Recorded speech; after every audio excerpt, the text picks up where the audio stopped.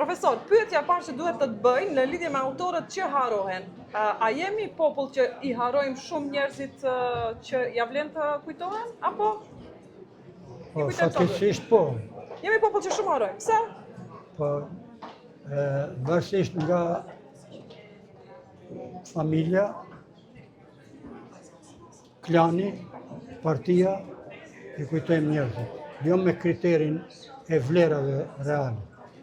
Kjo është bërë dukuri, sidomos këtë periudën e të ashtu qytërit tranzicion, në Kosovë, në Maqedoni, në Veriut, edhe në Shqipëri.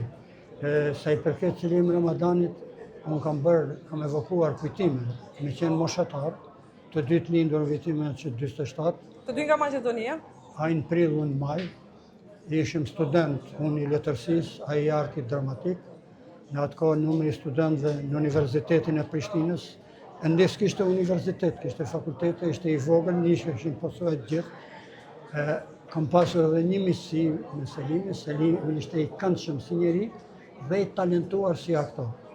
Selimi ishte aktor i lindur, e thëmë me përgjithësi plot. Bile e kam thënë të shkrimi im që ai ishte një ekuivalent femëror i Leze Qenës, më falë, mashkullor. Qofse Leze Qena ju kujtohet, aktori e famshëm, ishte aktore që luan të shumë rolet e vajzave, qapkën, e treja, gravet. Selimi ishte po ashtu i lindur për rolet e adoleshimëve, kishte një zë karakteristik, fizionomi, mimikën, të gjitha. Selimi shkëlqeu posaçërisht me rolin e tij të drama avangarde, Beketit, Tukë pritur Godonj, e cila në Prishtinë u vu shumë herët në skenë. Ndoshta në teatrët e para në Ballkan që e kanë vënë dramën e famshme të Beketit, dhe Selimi luante aty rolin e djaloshit.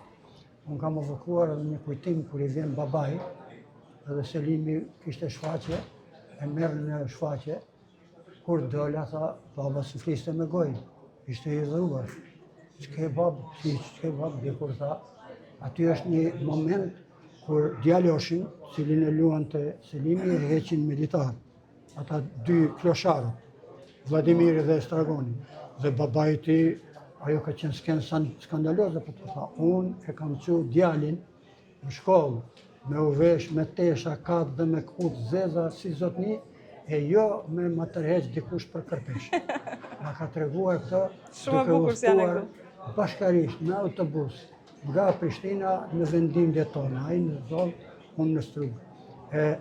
Kishte edhe humor, domethënë, dhe kjo tregon edhe gjendjen e kulturës, të mendësisë së shqiptarëve të atërshëm, sepse ndërkohë janë bërë zhvillimet shumëta.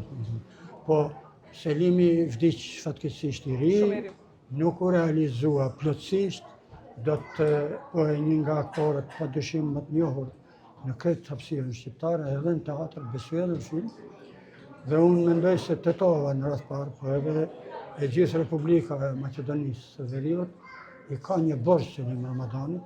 Unë para gati 2 vjeç kam propozuar që teatri i Tetovës, që edhe ashtu nuk ka emër, të emërohet me emrin Teatri i Tetovës Selim Ramadan. E meriton, sepse kishte vlerë. Ndërsa emrin Agim Vinca, kuj duhet t'ja lëmë këtë Agim Vinca në shkollë fillore në Masi, veç fillore? ku s'kan bet në zonës. Agim Vinca takon mu me folë.